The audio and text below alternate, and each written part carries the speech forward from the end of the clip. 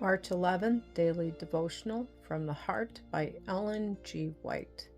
True and false sanctification.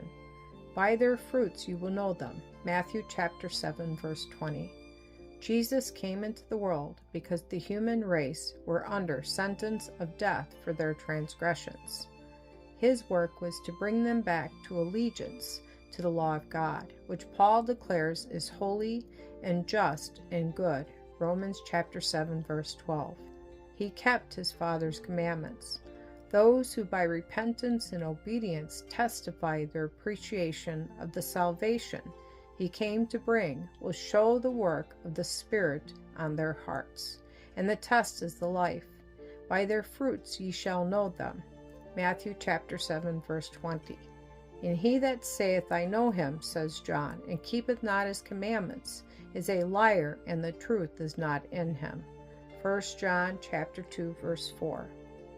Yet, notwithstanding these inspired testimonies as to the nature of sin, many claim to be sanctified and incapable of sin, while they are constantly transgressing the law of God. No one who claims holiness is really holy. Those who are registered as holy in the books of heaven are not aware of the fact, and are the last ones to boast of their own goodness. None of the prophets and apostles ever professed holiness, not even Daniel, Paul, or John. The righteous never make such a claim. The more nearly they resemble Christ, the more they lament their unlikeness to him, for their consciences are sensitive, and they regard sin more as God regards it. The only safe position for any of us to take is to consider ourselves sinners, daily needing divine grace. Mercy through the atoning blood of Christ is our only plea.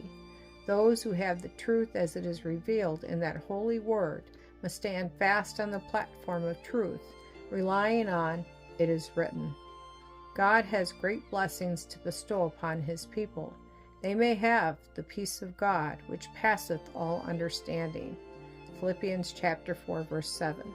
They may be able to comprehend with all saints what is the breadth and length, the depth and height of the love of Christ, being filled with all the fullness of God.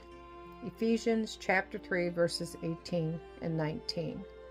But it is only to those who are meek and lowly of heart that Christ will thus manifest himself. The ones whom God justifies are represented by the publican rather than the self-righteous Pharisee. Humility is heaven-born, and none can enter the pearly gates without it. All unconsciously, it shines in the church and in the world, and it will shine in the courts of heaven.